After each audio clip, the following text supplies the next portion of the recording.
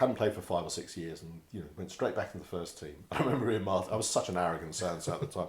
Ian Martin saying to me, would you want to get out of your rugby? And I said, well, Ian, probably at this level I'll dominate the game, which was just an incredibly arrogant thing. And I think he probably just laughed.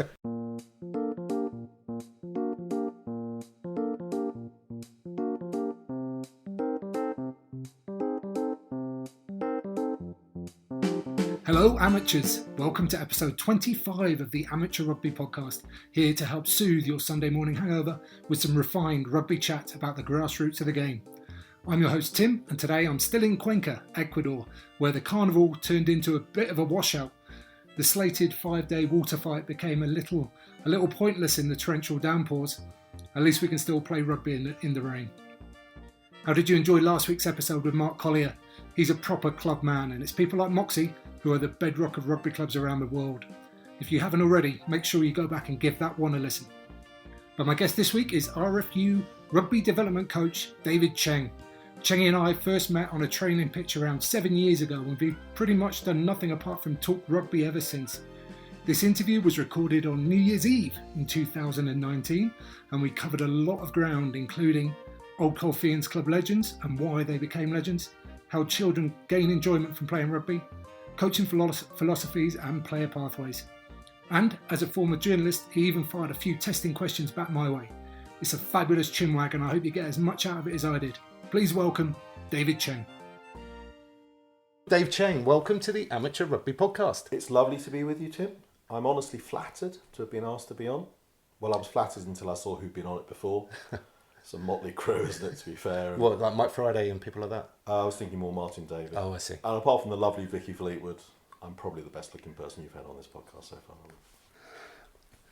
far. Yeah. So it sounds like you've had a good Christmas. How was it? Pretty good. Honestly glad for the break from coaching for a while. Yeah. Having coached before, sometimes it can all get quite hard work, especially in the winter months. Yep. Especially if you're losing. So, quite glad of a week or two off. But it's quite intense these days, even at the level I'm coaching at. We have only had one Saturday off. So we played on the 21st and then we're playing on the 4th as well. Right. So I think for amateur rugby players, that's quite hard going. Yeah. Especially factoring in the Christmas break and what you'd like to be doing over that period. Which is? I don't know, the young guys tell me what they'd like to be doing. It's not what I'd like to be doing. Fair enough. Now listen, we met on the training pitch at Old Colfeians as coaches. So I'd just like to hear what Old Colfeians meant to you and what as a club it gave you. So, Old Colfeians really is the reason I'm involved in rugby. And really the reason I actually played properly. So when I was a kid at primary school, I played football nearly all the time. Played a lot of school football, district football, Sunday football, all that sort of thing. Lucky enough to play at sort of Arsenal and Chelsea in their junior teams. Nice. So the football was my whole thing. But then I went to Colf School when I was age 11 into what would now be year 7. We called it third form in those days because we were trying to pretend we were posh. And started playing rugby. I'd been aware of rugby before. Because my mother's half Welsh. Mm-hmm. My mother was half Welsh, she's no longer with us.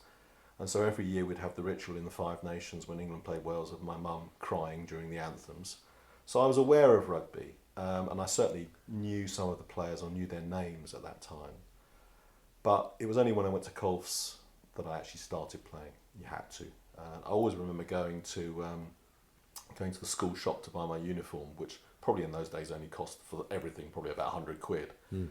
Great old fella called Pat Robinson used to run the school shop, and you'd get kitted out with a blazer that was 4 sizes too big for you because you grow into it probably by the age of 15 or something like that. And I always remember getting the 2 rugby shirts. So you got a blue one, lovely blue rugby shirt with a gold collar, and then you got the reverse, so a gold shirt, a really lovely yellow with a blue collar, which looked great for the first 3 or 4 weeks until the mud arrived, and then it kind of went green and wasn't quite such an attractive look. But so I went to Colf School, and really I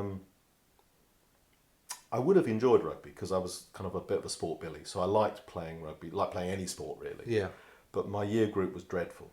But I was interested in rugby straight away, so I've actually got a friend now from my year at school who's a QC, quite an eminent man these days, and we quite often reflect on, we used to get the same train to school and home again, and we actually used to discuss the 1982 Wallabies in some depth. Right. And that eternal question of whether backs or forwards were more important to a team's success. So what were some of those players in that Wallabies team? So people obviously remember the 84 Wallabies, Alan Jones's Grand Slam winners, but the 2 years before, they had a lot of the same backs. So the Ella, at least one Ella was playing at that time. They just had no forwards. And so they played amazing rugby when they got the ball. But this was our debate, obviously, sitting on Lee Station about, I'm a romantic in rugby, so the backs I just thought they were amazing. Yeah. But he was more of a pragmatist, which is why he's a QC now and earns way more money than I do, because he realised, what mattered in life very early on, and this would have been a microcosm of life in a rugby sense. That so I was definitely into the game, and as I say, we had such a bad year group that I actually just couldn't really enthuse myself enough to play, and so I actually stopped playing when I was in what would now be year 9, at the start of year 9. Just didn't want to play anymore. Just because you didn't get the ball, or when you did get it, you just we would lose regularly by 50 points, and this is 4 points a try, don't forget. So factor that in, and it's over 100 probably, because we lost a lot of the time by 60 or 80. One time we lost 82-0 to St Joseph's Academy, which is actually John Gallagher's old school. Now called St Matthew Academy, which we'll come on to later in our all schools chat. But lost 82-0 there. It was stopped 10 minutes before the end. And a really well-known player in southeast London, Kent circles, would be a guy called Mick Pup Harris. Yeah, I've played against Mick quite a few times. Yeah, and Mick was in my year at school, went to St Joseph's Academy, and I kid you not, was the smallest guy in their team, which will give you an idea, because Mick was a fairly big guy by the end. Yeah. And he was a big guy then as well. They were enormous, and every time he kicked off, someone caught it, ran through and scored, etc. So it was hard to get enthused. And actually in year 9 at the start of the season, I was offered the captaincy of the team. Right. A little bit of an announcement from the coach, our teacher at the time. So I decided, Cheng, you can be captain this year. And I just stood up and said, so I'd rather not. And he said, right, you won't play then. I said, okay. that was an easy decision by the sounds of it. So I gave up and didn't really play again until sixth form. Right. At which point the Old Colfeians thing comes in, because then you started to get asked if you would like to play for the Colts down there, under 19s, and all of a sudden you're playing with guys year above, year below, who are actually quite good. Right. And you can enjoy it. And I hate to sound, outcome based about all this sort of thing, but when you're a kid, outcomes matter. You don't want to be losing 50-0 every week. So. Yeah, and you're not really contributing, are you? If you're just running back behind your own posts, waiting for another kickoff, it's not really a game. There's no fun in that. Yeah. I mean, we'll come on to the late developer stuff. I actually think I was all right at rugby at the time. I was really good at football, so I didn't find rugby that hard, to be perfectly honest. But I might get the ball once in a game, and sometimes I might even score. But once in a game, and you're still losing by 50 points, is not. And who cares if you even did score? Yeah. I don't really care. So the RFU have brought in regulations now about these kind of one-sided games. Yeah. Do you see them being a good thing? Yeah, absolutely. I mean, I think we all recognise that, especially as a kid, I think as an adult as well, if you're in the wrong competition and you're losing all the time, I don't think you have to win all the time, but just to be competitive. Yeah. I mean, I when I think back to when I played, some of my favourite games, we lost. But we lost to a really good team. And we were kind of competitive, and we thought as individuals, as a team, we were competitive with our opposite numbers or the other team generally, and I think that's probably all we really want, isn't it? Yeah, a competitive game. A competitive game, and you performing to close to your potential or at your potential. Absolutely. I mean, I think there's no benefit either side, is there, in 50-60 nil games. The winners don't get anything, the losers don't get anything out of that. So yeah. So what are the regulations now in juniors rugby? Is it 40-0 or 50-0 or something? It's around the scoreline of 50. Yeah. I mean, to be honest, it still gets overlooked. Right. In too many instances, and I think that's something that there are other regulations now have come in the last year or so around half game rule, with kids getting half a game guaranteed rather than being left on the touchline for 5 minutes or 5 minutes at the end or something like that. I think all those measures are to the benefit of players, and as I said before, we're looking later on at late developing players, that kid who maybe is in a weak team that does lose by quite a lot of points or doesn't get a lot of game time.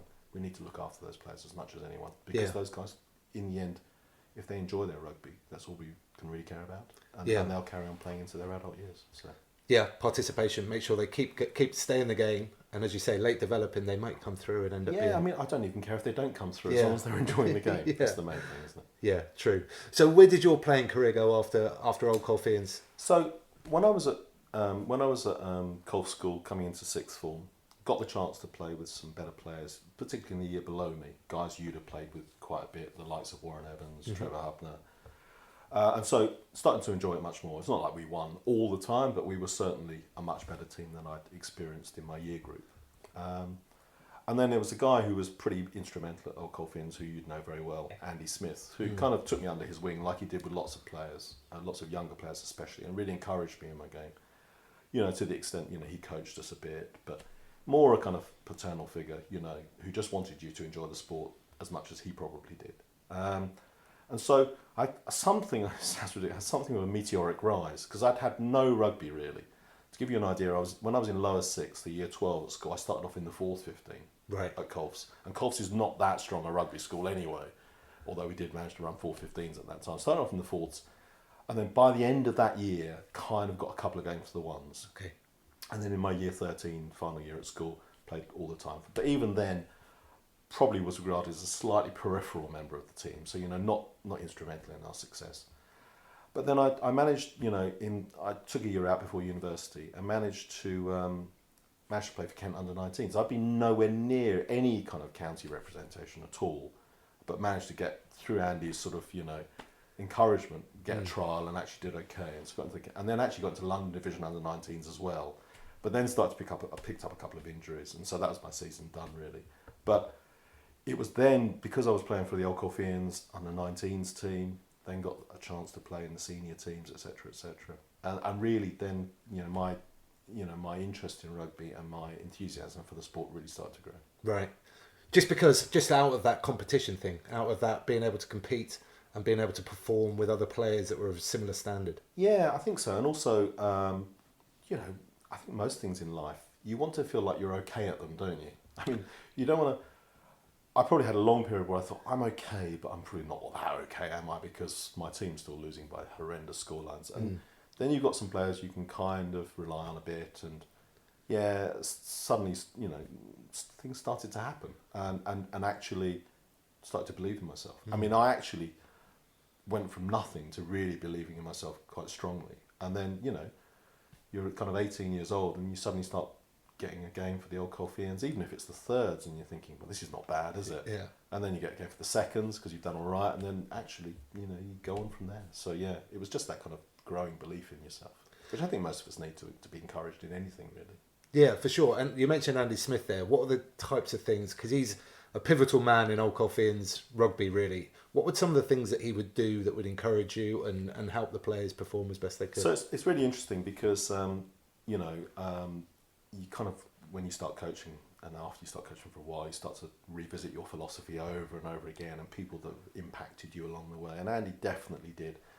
Funny enough, you know, and I think this is a similar story for lots of people. Andy, I can't honestly tell you one thing that he told me during a session or anything technical that made me a better player. But he did show you belief, and he did show you love in a playing sense. You know, he wanted his players to improve. He wanted his players to enjoy it. And that's much more important than anything else in my book. And definitely something you carry over into your own coaching philosophy when you get there. That stuff and that old cliche about, you know, players, you know, they don't care what you know. They just want to know that you care. I think really stands true. And yeah, he was just one of those guys. He encouraged you all the time. Bent over backwards to try and help players, you know, gave up so much of his time, so much of his energy. You know, he'd had a few injuries himself, so he was kind of like in between playing when I first encountered him. But, you know, his passion for the game more than anything. Yeah, it's no surprise or no accident that there's always a queue of people, it seems, lining up to talk to him whenever he goes back to the club.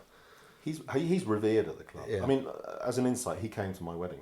Right. When I got married. And I didn't have loads of rugby people there because I'm not really that kind of guy. But he did, because that same thing, I knew that he'd cared about me as a human being, and that was much more important to me than because frankly he didn't tell me anything really about rugby. Yeah, well, he was a back rower, wasn't he? And you were a flashing centre, so Yeah, or flashy. Yeah. Depends how you see it really. But yeah, another guy I encountered at that time, and this would be even more telling, because he was a very high level coach. So when I played for Kent under 19s that season, we were coached by a lot of guys from Dartfordians Rugby Club, and one of them was Ian Martin. Now you'd have been coached by Ian as well. Now Ian coached at very high level, and I don't know what the actual level is, but I'm told he was one of only 2 coaches at a certain level, he and Brian Ashton, at one time in England, Right. which is going some, obviously. I honestly can't remember Ian telling me anything either. The one thing I can remember is when we used to make mistakes in training, he'd come over and he'd just say something along the lines of, "Don't worry, just think of the good times." And then he'd walk off. And that stuck with me, because there was no problem about making mistakes. Because you won't always make mistakes. Yeah. And I think that was his philosophy, really. And we're looking for the good stuff. We don't worry about the bad stuff so much. yeah, as long as the effort's there, as long as you care. And you're still enjoying it. Yeah. Yeah, and you're hoping to learn from that mistake. And that's that old thing of first attempt in learning, isn't it? A fail. So Yeah. there you go. So. Yeah, but you played onwards, didn't you, after Old Colfeians? Yeah, so when I was in that year out, I managed to play for the first team at the Old Colfeians. Some great guys there at that time. A real bridging of generations as well. So some, what I would describe as every club has its legends of its history. Yeah. A guy who really helped me was a guy called Kevin Meekings. Played centre alongside him. Totally different player to me. Much stronger physically, but just really encouraging again. Once again, the only thing I can remember him saying was, "I'll just pass the ball, just have a go," and that was about it really. Yeah. Just showing confidence in you. Yeah, absolutely, Yeah. absolutely. And it's so important for players, whether you're coaching or playing alongside them. And then another guy who's a legend of the club there, his number 8 shirt was retired there, Brian Edwards, who I always remember my first team debut, probably not by chance. I was allocated to his car, he was driving, and he had this super duper new car. He was a very successful man in business, Brian. And I never got over the excitement of the heated... This is 1987. Never got over the excitement of the heated seats and the kind of electric mirrors, etc. I mean, that was the highlight of my day. I remember we played a club called Old Medonians. I don't even know if they're around anymore. I managed to score 2 tries, but I was down every 5 minutes because I was knackered most of the time, because it was the fastest game I'd played in. Just thinking about the heated seats again. Yeah, and I was thinking about his seats on the way home and how my hamstrings would get healed up as a result. But yeah, he was one of my favourite stories with Brian. He went on to be a chief executive of a FTSE 100 company, captain of the club. And one of my favourite stories is if you were a player in that era, you didn't even think about scratching when Brian was captain, because it was usually a pretty short phone call. And you wouldn't be well received from then onwards, put it that way. A hard man, Brian, but a top guy as well. Yeah, I completely concur, and I always like highlighting these cases as well, because Brian's just been a club man throughout, and now he's been running the touch for the first 15 for 5, 6, 7 seasons now, I think. Yeah, and I think that shows Brian's humility, to be honest. He doesn't have any problem with that. He's probably the best player that's ever played for the club. Yeah. In terms of longevity and performance over that number of years. But he has he has every reason to have a huge ego, and he doesn't have one at all, and that's why I love him a lot, to be honest. And actually, Brian's one of those guys that kind of brings me back to a story we would have shared, actually, when we were kind of both involved. You were head coach, and I was kind of involved with the coaching as well. And we had a home game against Medway, and I think it's one of my favourite amateur rugby grassroots moments, where there were probably about half a dozen, puddles, bigger than puddles, probably on the pitch. Small lakes. Yeah, and we were desperate to get the game on for whatever reason. Can't remember why. No, I can't remember why. Because we were going to lose, probably. Yeah. But do you remember we spent that whole kind of hour and a half before the game with literally using blankets to try and soak some of the water up and then wring them out on the touch? Well, it was the Friday afternoon, wasn't it? We went there the day before. That's true, actually. We did. Took all the blankets out of your boot. Yeah. And tried sponges. And sponges, yeah, and buckets and stuff, and tried to basically sponge the pitch dry. Yeah, and it was funny because I saw Taft William, who's coached Medway for donkey's years, saw him on Sunday. I think we had a chat about coaching, etc., etc. And I don't think he remembers that he thought I was the groundsman that day, because he came up to me in the bar afterwards and said, "Thanks for getting the game on, groundsman." So I feel I've made it now when he realises I'm actually a coach, not a groundsman. Yeah, it's a very quick progression from man with a fork to man with a whistle. Well, it's about 5 years ago, I think. I can't remember now, but yeah, about that anyway. Yeah, yeah, definitely. But so you then played. You went and played in Wales, didn't you? No, no. So then Or I, Bristol? So then I played because I went to university and then played some student rugby, and which was great.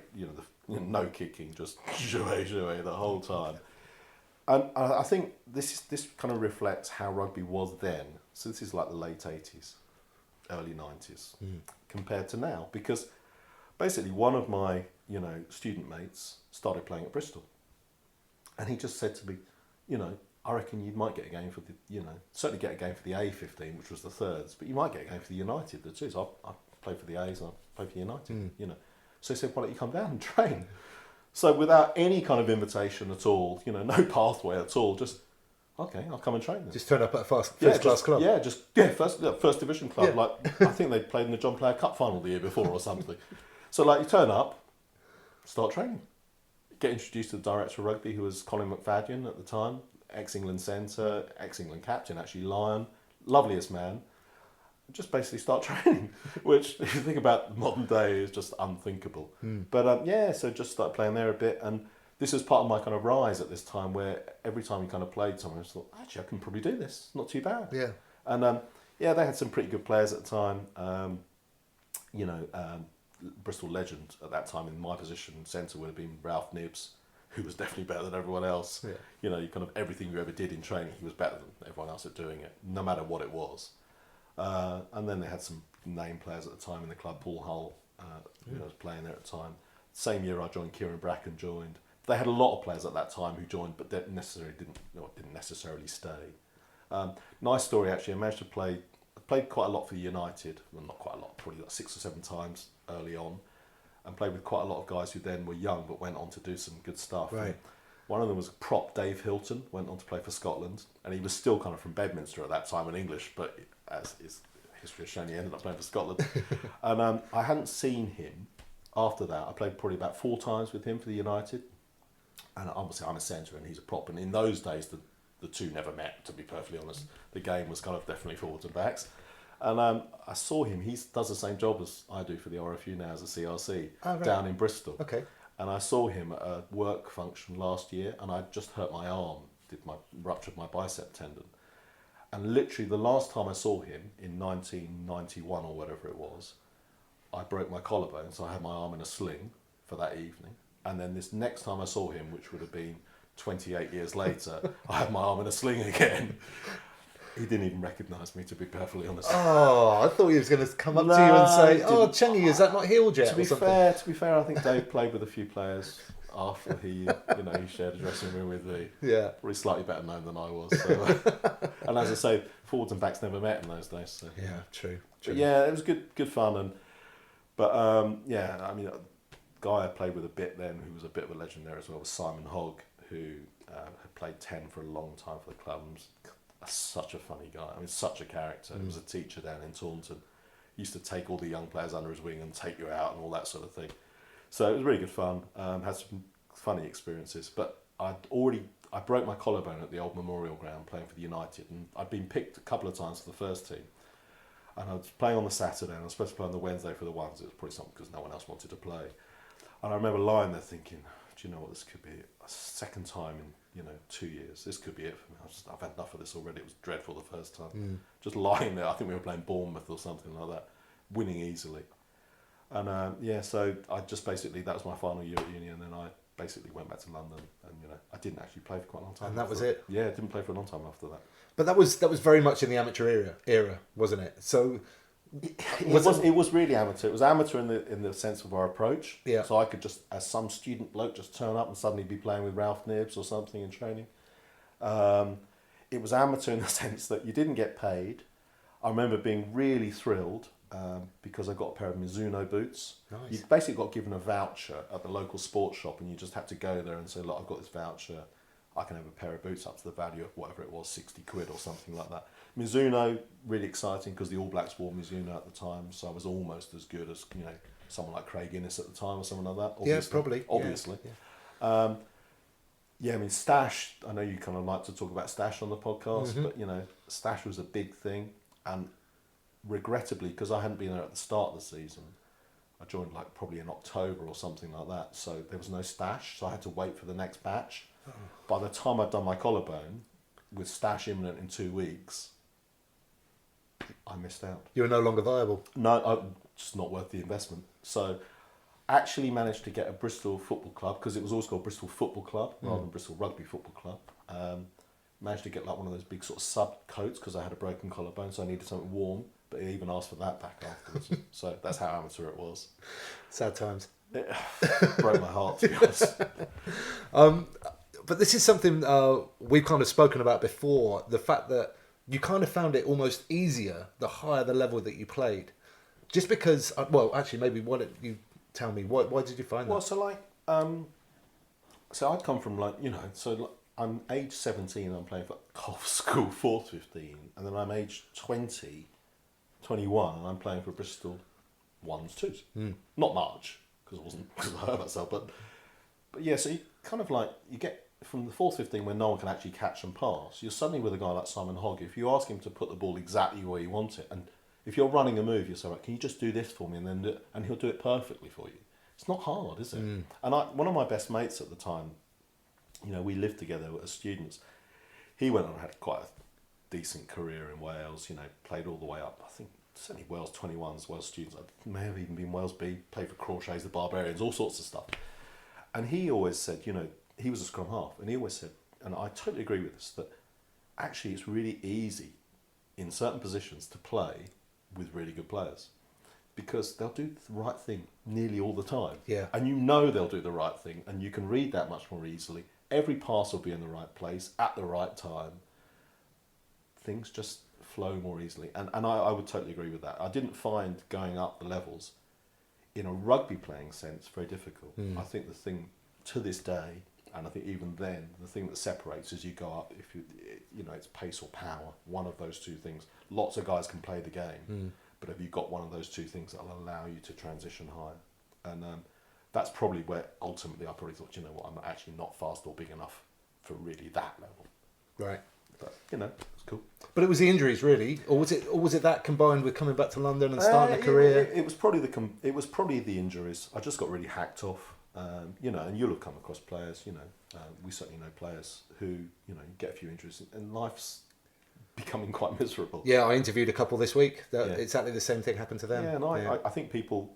I think if you're any good as well, lots of people in your club, wherever that might be, might think, oh, you should have played more. Actually, no, because it's impacting my life in a really negative way. And there are other things in life beyond rugby and beyond any sport. And, if you're not enjoying the rest of your life, then you probably need to ask that question. I mean, I did make a couple of brief comebacks at the Old Colfeians, and they were so brief I can't actually remember when they were. And this is where our crossover as players almost might have happened. Or certainly players that you'd have played with, that I'd have played with, because you are much younger than me. Much younger, yeah. Despite how we look.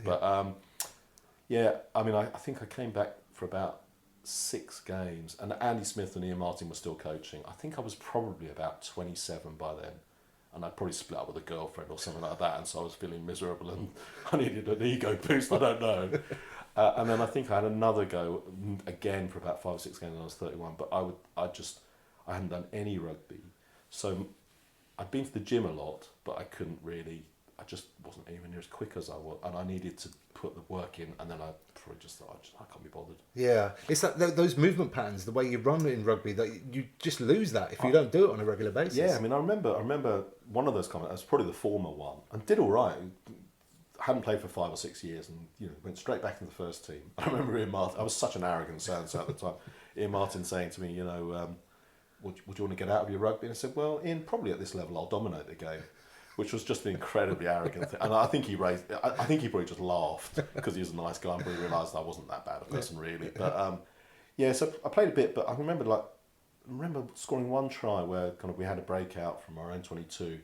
I probably went in from halfway, but there was no one in front of me, I just went in from halfway. But literally I could barely run that far. Right. My hamstrings I was just tightening up the whole way. And I probably played 5 or 6 games, and it just did all right, but I just wasn't enjoying it that much. I probably had a hamstring problem or something, and then stopped again.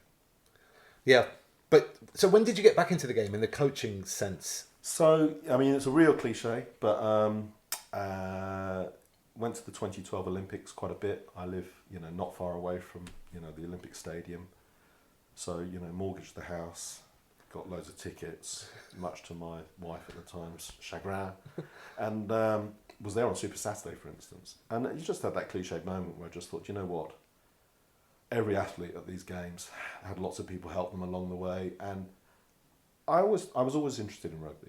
Even when I was in my age group at Colfs and we weren't doing very well, I was interested in the sport and, what made it tick and how you played it. And I just, the next weekend went down to the Old Colfeians and said, look, whatever team in the age groups, I'm happy to help out. And as you know, once you've done that and stuck your head above the parapet, there's no turning back from there. They've had your arm off, they've had your wallet out of your pocket, Got your email address, your phone number. They've let your tyres down on your car so you can't drive away. No escape at that point. Well, but that's amazing that the Olympics was the inspiration for that. And Yeah. I guess it probably was for a lot of people. I hope so. Yeah. I hope that's the legacy of the Olympics. I basically I got given a challenging team, should we put it that way. Not necessarily where I thought they'd have been. I think they were under 14s at the time. But one of the great joys of coaching. So, because I still live in the same area and lots of those boys, they're actually, most of them probably at university now. When they're back in holidays, if I see them in Sainsbury's, almost to a man they come up and say hello and, ask what's going on. And I think that's the joy of coaching. You do hopefully positively impact people's lives, make them enjoy something, give them good memories from it.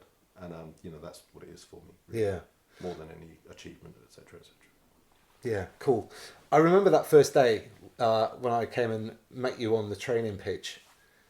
You were sweating through all your clothing, and that just says a lot about your coaching style, certainly at the time. I'm interested in whether that's how you still coach now or whether that's something that's changed over time. So it's a really interesting question, and it comes to coaching philosophy, etc.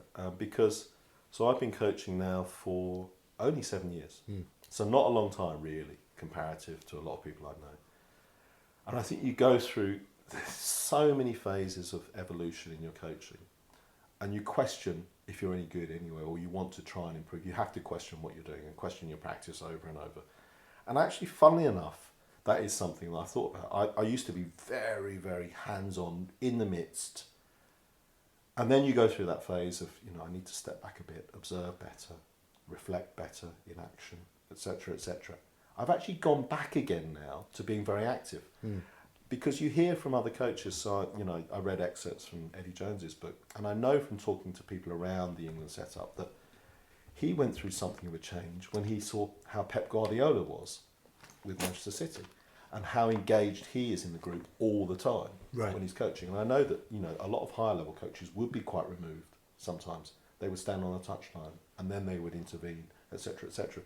But yeah, I was also struck, I was mentioning to you the other week that I'd seen a couple of quotes over the Christmas period, and one was from Pete Walton, who's involved in England age group stuff and pathway stuff, what he looked for, as his big coaching thing for 2019 to take into 2020. And as he said, something that I thought for a long time, be yourself, listen, learn and enjoy. But the be yourself thing is really, really important to me. I don't think you should lose that as a coach. And as we go through that process of being developed as a coach, we'll have lots of mentors and lots of people giving us ideas about how we coach. It might not actually be what we really are. For me, I like to be in the midst of players. I like to have energy and intensity in the sessions because that's what I'd want as a player too.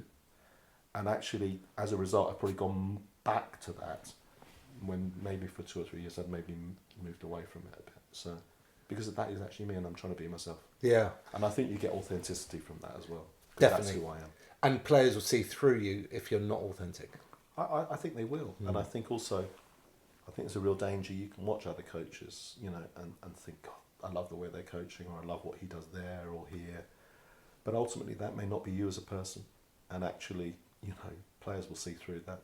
And I think actually you probably won't get as much satisfaction if you're not being who you are on the training pitch. So I think that's definitely something that I think in my mind now, take it forward for the next year or two. Yeah, for sure. You mentioned something there as well about mentors and almost like coaching buddies. And that's kind of what we were, because I pretty much started my coaching journey at exactly the same time. So for those 3 years when I was still coaching, we spent a lot of time just bouncing ideas off each other in Gales down in Blackheath, drinking flat whites and eating croissants. Well, you were obviously going through that process because you were doing your level 3 at the time, and that's always a really challenging time. I'm doing mine this year, halfway through it probably, and it's a really challenging time because you get challenged a lot on your thinking. And it's not necessarily to change you, it's just to ask you the question a lot of the time. And that can make you feel quite vulnerable as a coach. But I think you have to be vulnerable as a coach. I mean, that goes with the territory. And if you can't handle being vulnerable as a coach, you probably won't grow as much as you would want to. And so, we did have these chats. And actually still we talk really boringly quite a lot about rugby, or if you're travelling, we're WhatsApping about games, etc. And the great thing is we don't necessarily always agree. Yeah. But I can always see that you've thought about what you're actually saying, and actually that makes it for me a valid point of view. I think when people haven't really thought about it, that's when I'd have more a problem about it. And I have a real problem in coaching with the accepted wisdom. For me, I'm much more interested in people challenging things and thinking, whether is that really right? I mean, just because that guy says so, and all right, so he may be coaching 2 or 3 levels higher than me, but that's not my level anyway. So I probably have different challenges with my team. Yeah, it may be right for him. Yeah, in his environment, but it may not be right for you. And I think that's a really important lesson for coaches. Be mindful of what your environment is, what your players' challenges are, your team's challenges are. And that's not necessarily what you've seen on TV. That's a different thing. Yeah, so look, listen, observe. Yeah, absolutely. I think also from our point of view, when we first started, when we were both at the Old Colfeians, I don't know if you remember, we were probably the only 2 level 2 coaches at the club at the time. Yeah. And for me, that was a real kind of like, a real stimulus for us trying to change the club. And you were, really helpful in that sense, because I was doing the kind of coaching coordinator role as well, to try and get more coaches onto those qualifications, just to broaden their minds and get them doing different things, and as I say, therefore have the confidence to challenge stuff that they would maybe have perceived to be, what they should be doing previously. And I think there is a real danger that, most of our, if you like, coach education comes from watching rugby on TV, but in all honesty, that's not the same game, not the same challenges that most of us in the amateur game are facing, and you have to be mindful of that. Yeah, I mean, I look back to, like both of us, how we coached back then.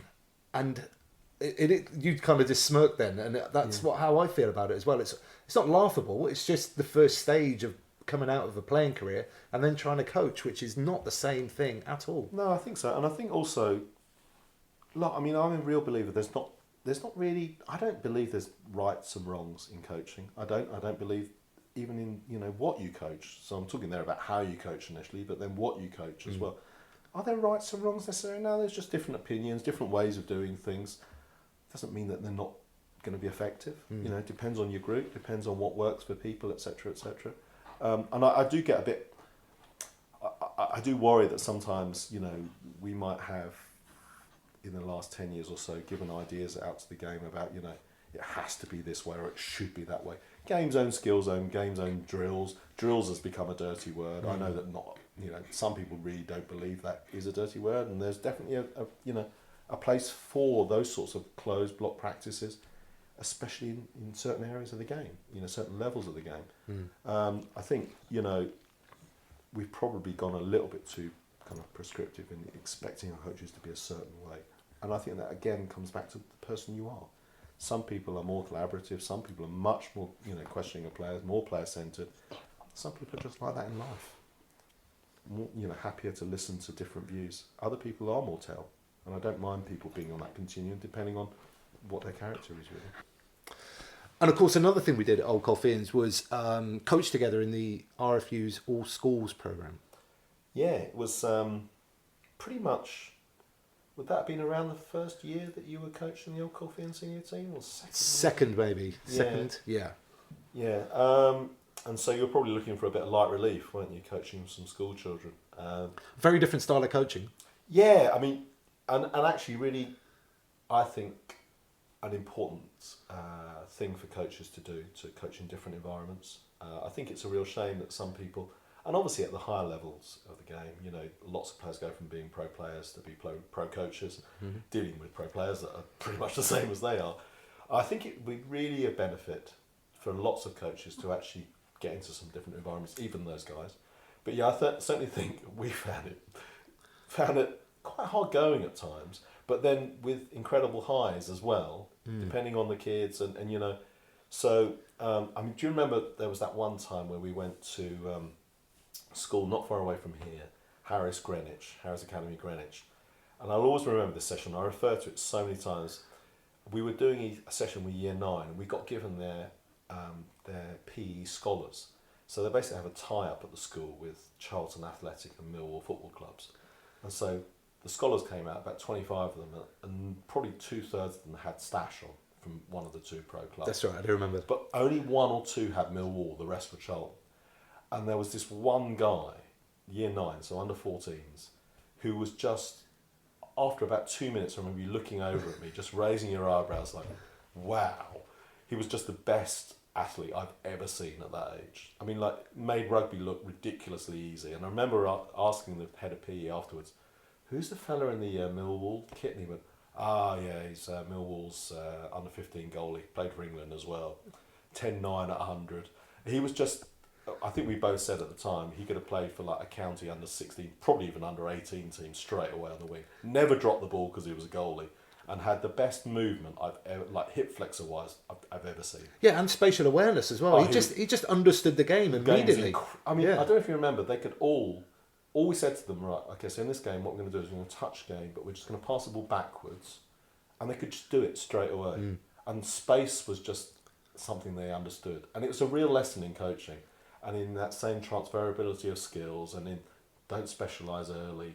These guys most of them would have been better than most rugby playing kids in rugby schools under 14, definitely. And so you had those great highs, and then occasionally, when you were trying to persuade kids who didn't really want to play rugby that, you know, they should do, it's sometimes a bit more difficult. Yeah, definitely. I mean, there's plenty of times where there were individual kids just standing, kicking stones on the side of the pitch, just I'm not playing that silly game. Yeah, and I've often had this conversation with colleagues that you end up being more of a salesman for the game. But then I guess that's what coaching is. You're selling people the game, aren't you? Yeah, and going back to what you said about everybody should give it a try. When I started coaching, I was firmly of the opinion that I only really wanted to coach at the higher levels. I couldn't see how I'd get any enjoyment of coaching anywhere below that. I just didn't see it as for me. So it was a real eye-opener for me to go and try that and give it a go. And I loved it. I loved it so much just because you go right back to basics, strip it right down and just do it for what it is. Catch the ball and go forwards basically and find space. So it's an interesting thing you say there. So as a former journalist myself, I feel I should ask you a few questions. So obviously you were a slightly late developer, but you got to play up at championship level. But why would you then think, oh, well, I only want to coach at that level? Because you'd been through the whole process. You'd been at grassroots and you'd gone up. So why would you have thought that? You know, I don't really know. I just thought that was the only place that I'd find enjoyment because I think it was because I really enjoyed analysing the game, and I really enjoyed trying to work out what made it work. And you know, at the higher level that I went, the more I enjoyed that. So I just assumed that would carry over into coaching, but it was a false thought. Yeah, I mean, I kind of imagine that people who played at that level. I mean, I can't say I played at that level. Because, you know, you can't count 10 games. You can't. And also it was very much the amateur era, whereas you were verging in the professional era, and you definitely were in the professional era. So I kind of think, I do sometimes wonder if it's an ego thing, like, you know, I've been a pro, so I just want to coach pros, but I think there's lots of joy to be had.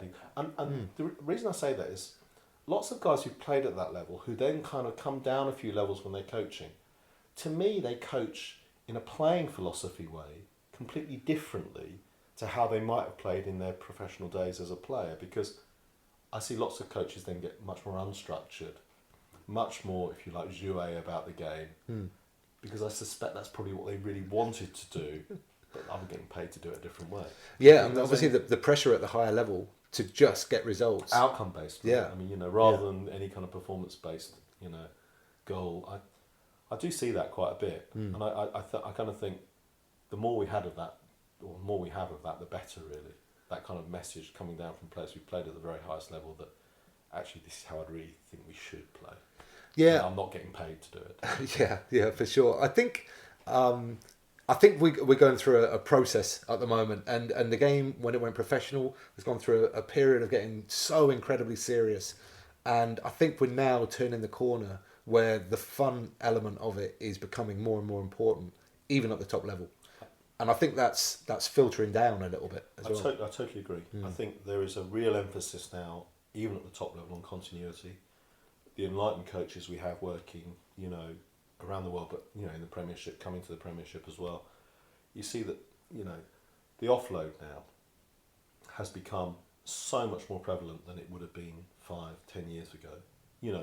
The continuity it's given teams, and I think rugby is moving in a really positive direction. I think the last World Cup was a great showcase for our sport, and I think a team like Japan were probably you and I probably our favourite team in the World Cup. Yeah. Because I think we both saw that what they were trying to do, skill wise, at the line, challenging defenders, Trying to do and succeeding the vast majority of the time. Yeah, but obviously it takes a lot of hard work and a lot of practice to do that stuff. But I think we really see that rugby's going in a really positive direction and moving possibly away from, some of the rugby we're seeing, which maybe has been more structured and slightly more run into brick walls. Yeah, just trying to get gain line success before anything can happen. Yeah, really. or just all that measurable stuff that really worries me a bit because, of course you're going to make 30 tackles if people run straight at you all day, as an individual. So. Yeah, definitely. So some of these young lads and girls that we coached back then, have you seen them come through and play for clubs and things like that? Yeah, it's been fantastic. So, I don't want to be like, kind of a performance elite achievement about this, but, it's great to see a kid, one lad at St Matthew Academy who's been in the Saracens, elite player development group, having started, literally picked up a rugby ball first time at St Matthew in, year 8 or something like that. Great to see guys like that doing well in the game. More importantly, just enjoying the game as well. Some of the girls that we would have coached, and girls rugby, of course, is the big growth area in the sport now, and women's rugby generally, but or female rugby generally. Some of those girls getting to play for Kent, etc., playing for the Old Colfeians, where Vicky Fleetwood, who you've already interviewed for the pod, who's doing some great stuff coaching-wise with other half Tom Chapman. So really great to see those sort of success stories, but yeah, just to see some of the transition that's gone from the All Schools programme, which is really what it's all about, and I think that's been a great success in terms of, broadening the reach of the sport, and, since just prior to the 2015 World Cup. So. Yeah, it's been good. And we were talking earlier about Rams Rugby and their process in terms of what they've done and achieved in recent weeks. So, I'm a real, and I'm sure you are as well because of our backgrounds. I definitely was a late developer. I probably didn't develop as much as I'd like to, but I was certainly late doing whatever I did. And you developed much more than I did, but it was late for you as well. You weren't on a pathway that was going to be Tim Tunnicliffe, professional rugby player. No. And so I'm a real advocate of the different pathways that players can, take to get to good standards of rugby. And so, I was reading an article with Owen Slot from the Times, and I love Owen Slot's writing because he takes the time, A, to really know the game. He knows it tactically and technically, you can really tell. And B, also because he's prepared to go down to the grassroots of the game and actually report from there as well. And he wrote a great piece today about, the Rams and the success they've had over in Reading the last 10 years or so. And a very definite decision they made to cater for the late developer. Right. And to really grow partnerships. So they grew a great partnership with Reading University, obviously their local university, recognising there are guys who play good rugby, might play county rugby, but don't get into academies, etc. But they're still growing, still developing as players. So by the time they're 21, 22, they're playing National 2 rugby. And they went up last year. They went up to National 1 last year, really successful in National 1, more than holding their own. And that's probably because of the partnerships they built with the university and with a couple of local schools as well. And I'm a real advocate of that pathway because I've been really lucky when I've been coaching. I've had, lots of good players to coach who, more importantly, have been in love with the game and really wanted to improve. So I've probably had like 3 or 4 guys who've gone that counties route, Right. you know, varying in counties, 18s, 20s. And it's great to see those guys who maybe weren't recognised when they were 15 or 14 or 16 or whatever it was, suddenly get opportunities and really flower. And, you know, a couple of guys who, you know, one guy I know who, I remember when I first coached him in a school environment, you know, year 12, so he's either 16 or 17 at that point, you know, sort of back 5 player. And I said to him, I couldn't believe after the first session, I said, have you played any county rugby or have you been in it? No, not really. I was in the district team under 13s. And he's now, you know, not even 20 now, playing for London Scottish. Oh, wow. You know, as a second row, which obviously at age 19 is not easy. And, you know, he played counties 18s, counties 20s. And I love that pathway.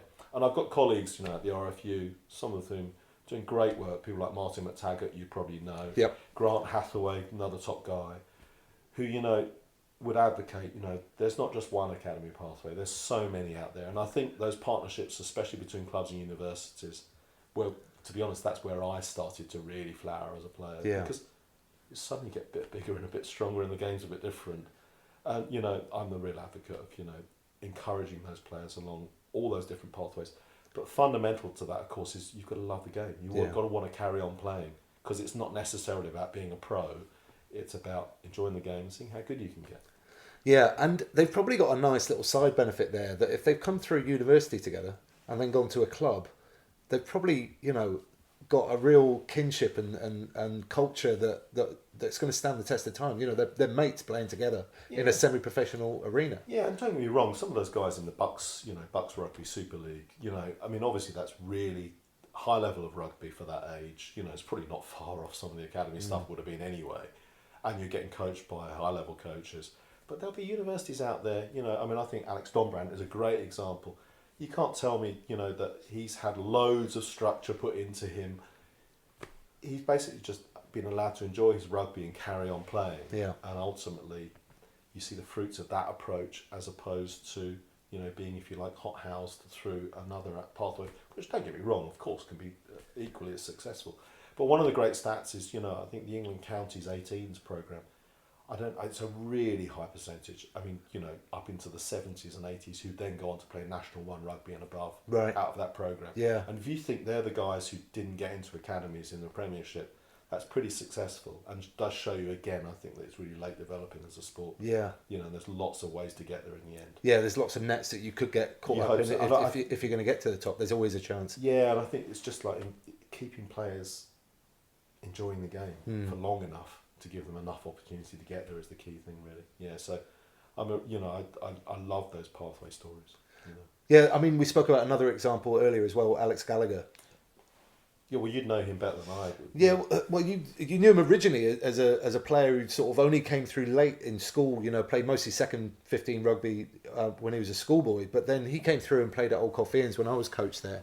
He was just an unbelievable player. Like, he just had so much balance and skill and could catch and pass and kick off both hands. But his game awareness as well was just outstanding. And then he went on to go up and play in National 1 as well himself. Unfortunately, career cut short through a couple of nasty injuries. But yeah, another late developer. Yeah, and I think I've only seen him play one rugby. I've seen him play 2 rugby matches. Right. And I watched the first one was when he played for Blackheath against Rosslyn Park. And I think he was probably about like 22 or something like that at that time. I couldn't believe how good he was. And it's the same as that same story about the guy who's now playing at London Scottish. You're like, did no one see this before? You know, but obviously physically guys change, you know, and so all of a sudden, look, if you end up being from the age of 18 to 21, if you're suddenly much more powerful and much faster, it's obviously a different game you're playing at that point.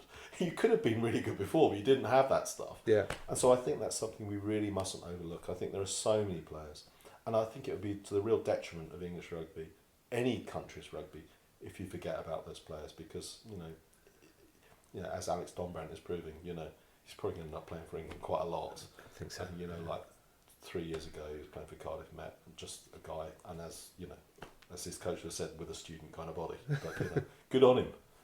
We should all have student bodies when we're students. That's what we should be doing. Yeah, 100%. Okay, well, before we move on to the Rugger Law Boar section, is there anything else you want to cover? Well, yeah, there is, Tim, because by popular kind of voting and an opinion, I don't know what this number of the podcast is. I don't know what in the series it is, but there are a lot of people out there who ask, Tim Tunnicliffe, championship level player, level 3 coach from quite a while ago now, doesn't coach anymore. So come on, why don't you coach anymore? I nag you all the bloody time. Yeah, literally all the time. Yeah. Well, any chance I get. Every single interaction. Until you just block me on WhatsApp. And then... Well, look, it's a long story really, but I got a little bit burnt out with it all, to be honest, and I took a year's sabbatical from work and went travelling, and I basically haven't come back yet. So that was 3.5 years ago. So you've forgotten that maxim that in coaching it's not all about you, haven't you? Yeah, pretty much. Yeah. Well, no, look, I still love the game, obviously, and that's why I'm doing this podcast, is to try and contribute in some way. The fact that I'm on the move the vast majority of the time means that I can't be a coach for any, certainly not for a season or, for a team or anything like that. Will I get back into it one day? Maybe. I think I've still got lots of energy for it and lots of love for the game and I always think about it all the time. So I think if I did get back into it, it would be more of a part of a coaching team rather than the head guy. I want to just be about the rugby rather than the management and the logistics and organisation and all of that stuff. Well, I think it's a really interesting point you make as well when you talk about getting tired by it or burnt out by it. And I think people sometimes overlook that, especially when you're a head coach, it doesn't really matter what level at either, if you ask me. It asks a lot of people, especially in the amateur game, when people have got jobs to do. You'd have come from, many times from a shift at work to go and coach. Yeah. And I think people can forget that. It asks a lot of you as a person in terms of your energy and your enthusiasm if you're going to do it well. And I'm always sympathetic to people who just think, do you know what, I need to step back for a while because it's asking too much of me and I'm not enjoying it so much, and as a result my players probably won't enjoy it quite so much. Yeah, it's come up a couple of times in the podcast from people that I've interviewed where they, either through fortune or by design, they ended up having a break from the game, even just for a couple of months, to just reevaluate and really think about what it is they want to do and be refreshed. I never really had that. So I went straight from playing straight into being DOR at Old Colfeians, and that was immediate. Like I would have had a bigger break if I'd just been a player, but I went straight into planning that next season, and it was 3 years straight through. I agree with those people. Looking back on it now, I should have had some kind of a break, 6 months or something like that. Just relax, take some time away from the game, and then get back into it. And I think I would have potentially lasted longer as a result. Yeah. Cool. Right then. Okay. As part of your role as a coach, you often find yourself refereeing, Dave Cheng. I do. Yeah. How would you rate your knowledge of the laws of the game? Well, like you, Tim, I am a level 2 qualified referee. And worryingly, for the refereeing community in my day job, I am now allowed to be an educator, stroke developer on the England Rugby Refereeing Award. Wow. So I'm very worried about this next section because no doubt I will get the question wrong, and then all sorts of issues may arise in terms of my day role. But I'm prepared to go with it. Well, it's just a bit of fun. Just trying to from your perspective, maybe. Yeah, a smile comes across my face every time I get to do this section of the show. And yeah, hopefully we just improve the law knowledge out there across the board and see how we go. Yeah. But with that in mind, Dave Cheng, it's time to find out whether you are a rugger law bore. Sir, are you sure that's correct? A team is awarded a penalty in a kickable position.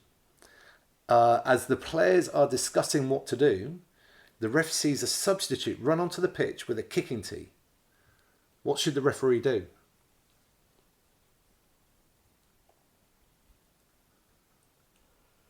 Well, so when I am refereeing, both in training sessions and if I ever do referee a game, for our dear friend Alan Bateson at Colf School, maybe every now and then, I like to think that common sense applies, generally. So if the players who have been awarded the penalty are still discussing what they're going to do with it, and a player runs on with a kicking tee, if I were refereeing, I would probably ask them to stop, and then I would ask the team who've been awarded the penalty to make their decision before we went any further. Okay, so that's what you would do. That is exactly what I would do. What does the law say? So, I mean, when I'm refereeing, sometimes sometimes I might let common sense prevail, and to me that's the common sense answer. I agree. By the way, that is a common sense I'm answer. suspecting that the laws might say that, therefore, the decision has been made that the team that's been awarded the penalty will be kicking for posts. Your non-common sense answer is correct. But my answer's much better. Your answer is much better, I agree. In the real world, that's a common sense approach. Yeah, I agree. And I don't know quite why this law is in place, but you're right in exactly what you said. Bringing the kicking tee onto the pitch is an indication that you intend to kick a goal. Right. So, and yeah, I'm not quite sure why that has to be. See, again, that in worries law. me. As a coach, Tim, and you used to be a coach. Mm-hmm. Used to be a coach, Tim. Used to So that rather suggests that coaches in the stands or on the touchline are making decisions rather than players, and therefore I'd be anti that as well. It does rather suggest that I've told that guy to run on with a kicking tee, we need to kick this, whereas I'd rather the guys who were actually out there made that decision. Well, actually, in my experience as a coach, what it often was the kicking tee would get allocated to one of the substitutes, and they would often make that decision on their own, independently. Over keen. Just overly keen and not knowing. Not in the teams that I coach. It's like water bottles. It's like, water! Yeah. But no, that's what happened more often than not. So I was aware of this law because I had to tell, every time I gave a kicking tee to a player, I would say, don't go on the pitch with that unless I tell you to, or unless the players tell you to. But I do know that you are a rugby balls nors. That's true. A rugby laws nors. You're a bore as well. Yeah, but ultimately, Dave Cheng, you are a rugby law bore. It's the proudest moment of my coaching and playing career, really. Well, I think you answered that perfectly, because the common sense answer is what most referees, I think, would do. I hope they would. Yeah. I hope they would. Yeah, 100%. Okay, so let's move on to the stash questions. What is your favourite bit of stash that you've ever received? Can I go and get it? You can, yeah. I mean, if you really want to. Have we got a pause? We don't have to pause. I can do that in the edit. Right, okay. Chengy's just disappeared now.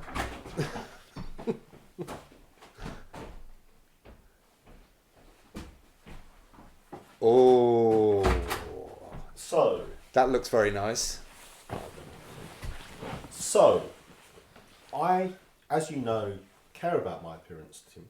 And, I've described myself as something of a fashionista. So I've got quite a few thoughts on this particular section of the pod. So, when I was a lad, we mentioned the 1982 Wallabies. Mm-hmm. And my friend Gregory Jones and I discussing the merits of their forwards and backs on Lee Station. I've never understood why the Wallabies have moved away from their gold and green hoop socks. Any hoop sock, for me, stash-wise, you have to have them. Mm-hmm.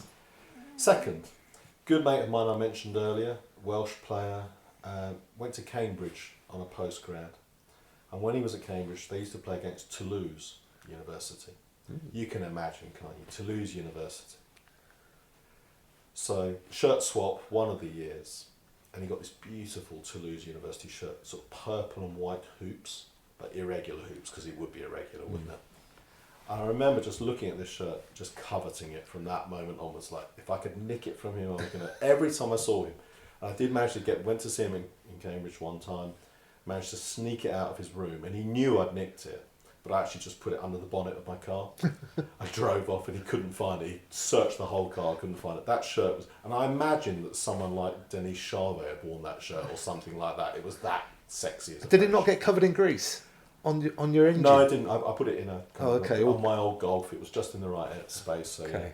Yeah, next to probably the water or something like that for the wipers. But, that was... probably the most beautiful rugby shirt I've ever seen. Right. But these days, in a more practical sense, as I get a little bit older... Hang on a sec. Can I just say, the question was, what's the favourite bit of stash you received, not that you stole? Well, I mean, I kind of received that from him. He didn't give it to me, but I received it in my mind. But these days, my favourite bit of stash is, as part of work, every year we get given some kit to wear when we're coaching, etc., etc. And it gets quite cold out there, Tim. Now, I'm a man who, given the choice, would stay in bed all day. Mm. So kindly, our employers give us a kind of warm jacket, quilted jacket, and it's kind of like wearing a duvet when we're out there. It looks a bit like a duvet. So look, there's this year's version. It's a nice blue one, just plain blue. It's got the rose on. Oh, it is lovely. It is very nice, and it's very warm, and it is like you're wrapped up in your duvet when you go out there. Yeah. A couple of years ago, we got one with England written on the back. which was kind of good in one sense. It gave you a certain kudos when you went into a school. You know, they might have thought that you were Eddie Jones, but on the other hand, just made you look a bit of an idiot, to be perfectly honest. This has got a subtle number. It is subtler than the red and black number that I'm talking about there, Yeah. with England written on the back. We had a blue and black one, and quite often comparing with Vicky Fleetwood when I see her, because she always has the same one, but hers has got branding all over it, Yeah. like advertising sponsors and stuff like that. And she's much better looking than mine. So. considerably, yeah.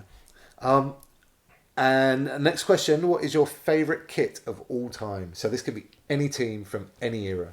So it's a really interesting one, this, because and it's not so much because it was my favourite kit, although I did think it was cool at the time. So I was still playing at the time, my era. And I've always wondered about this, whether it was preconceived as an idea. But that French team from Paris, they weren't even called Racing at the time, they were called something else. But it was the era of Frank Manel, those guys who then went on to found Eden Park. Right. And I've always wondered, do you remember when they wore in the French final, they wore the pink bow ties? Mm-hmm. I've always wondered, it was the coolest, and they drank champagne at half time, and we've had a glass of champagne during this podcast because it's New Year's Eve. You've had more than one. Yeah, okay. I've always wondered whether that was a preconceived idea marketing-wise, whether they wore the pink bow ties and had champagne because they were going to launch the brand, but I've never actually investigated whether Eden Park predated that final or whether they launched it afterwards, but that's probably the best kit I've ever seen. Yeah. And to get away with it, because they were good enough. The guy who, Jean-Baptiste Lafond, who when I was a student was our favourite player because he, you know, in the era where everyone wore black boots still, he wore white laces in his boots. Right. So this is before rainbow laces or anything, or any coloured boots. He kind of stood out and he got away with murder on the pitch as well. And I kind of feel they got away with murder in a sartorial sense that day. Right. So that would be my favourite kit I've ever seen. Amazing. Nice one. And what is your current stash crush? Or, alternatively, if there's a kit that you think is horrific and should never be seen. Can I change the question? You can, yeah. So it's a podcast, we can do whatever we want. I'm a coach. So can I have a coaching crush? Sure. Okay. So I'm doing my level 3 this year, halfway through. You've been through that process. And so on, I can't remember what it was, day 1 or day 2, can't remember. We were given a series of coaches whose approaches and philosophies we might want to, borrow bits from. Mm. And so we had Pep Guardiola, Bill Belichick from the Patriots, a few others. I think Tracy Neville from netball was another one. And I just sat there the whole day thinking, can't it be my coach crush that we're considering? Because my coach crush is Jurgen Klopp. Right. And so we touched earlier about coaching philosophy and Pete Walton saying, be yourself, listen, learn, enjoy. I look out for all that stuff from Jurgen Klopp. And one of the first things was a philosophy one where he always said, whichever team you go to, try and leave it in a better place and don't take yourself too seriously. I love that. And my favourite story about him, and I recounted this on my day 3 of my level 3 to my table, and some of them actually enjoyed it, was I remember reading this story about him where he, first Christmas party at Liverpool, I don't think he'd been, manager for long, maybe 2-3 months. And the Christmas party at any professional football club, you basically show up if you're one of the players, show your face for half an hour, and then let everyone else get on with it. Mm. Players did exactly what they thought they were going to do. Showed up at 8 o'clock or whatever it was. Half an hour later, Jurgen Klopp turns up with his wife, and they're dressed up to the nines. And he basically announces that, of course, everyone who works together over the course of the year enjoys their Christmas party because we're friends who work together all year. And he was there until 4 a.m. dancing and revealed himself as just a normal human being. And I'm sure the players loved him from that moment onwards. Yeah. And so for me, it's not a stash crush, it's a coaching crush. Coaching crush. For me, he's a 50-something-year-old bloke who behaves exactly like a 50-year-old bloke should behave. Yeah. And he doesn't take himself too seriously. Perfect. Okay, well, we're just about to at the end there, Dave. But I understand you've got something that you might be able to give to the listeners, or one lucky listener. Okay, so I know you're going to set the competition question, but we're going to have a question. Now, I was unfortunate enough to have 6 months on kind of part-time on a part-time basis at work last year because A, I had an injury and B, another family issue. So I've actually got a couple of bits of stash that I've never worn from the aforementioned stash that we get given. And I'm more than happy to donate that as a competition prize for the question that you're going to set. So it'll be an England Rugby contact top and a pair of contact pants, fully embroidered, I should add, in size large, which probably covers quite a large portion of the population. So I'm quite happy to donate that. Yeah, how very kind of you.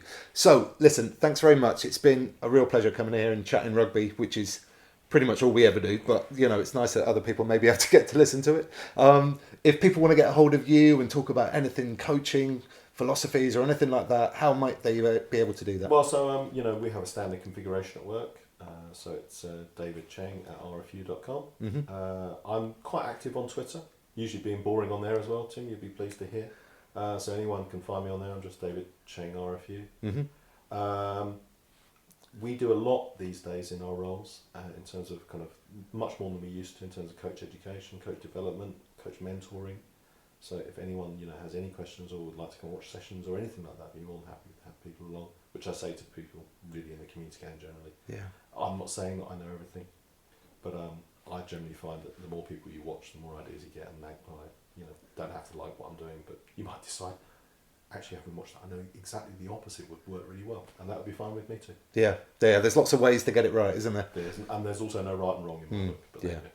Good man, thank you so much. It's been a pleasure, and have a fantastic 2020. You too, Timmy, and try and get coaching again. Thanks very much again to Chengy. It's always a pleasure to talk to him about the game. We don't always agree, but that only makes for a better conversation. To enter the competition to win Chengy's England stash, you need to look out for a tweet from @AM Rugby Podcast, which will be posted on Sunday, 1st of March 2020. You'll need to retweet it to enter the draw, which will take place the following Sunday, 8th of March 2020. Now, if you've enjoyed this podcast, you could rate and review on Apple Podcasts, but what I'd really like is if you mention it to someone in person the next time you're down your local rugby club. I'm not sure if you've checked it out yet, but the website got a complete makeover this week, and well, I'm really rather proud of it. Go and check it out at amateurrugbypodcast.com and let me know what you think. And don't forget, I build websites for a living, so get in touch if you or someone you know needs a website. I'll be back with you next week when my guest will be the remarkable Lynn Evans. Lynn has enjoyed a lifetime in rugby. He founded a club in the year I was born, has coached some of the best players of their generation, and is still coaching now as a sprightly 81-year-old. It is truly one not to be missed. I'm hoping this rain will stop soon, as I've got a few long days of travel ahead of me and some long hikes planned, and I'm hoping it stops wherever you are too. So until next week, get out and play.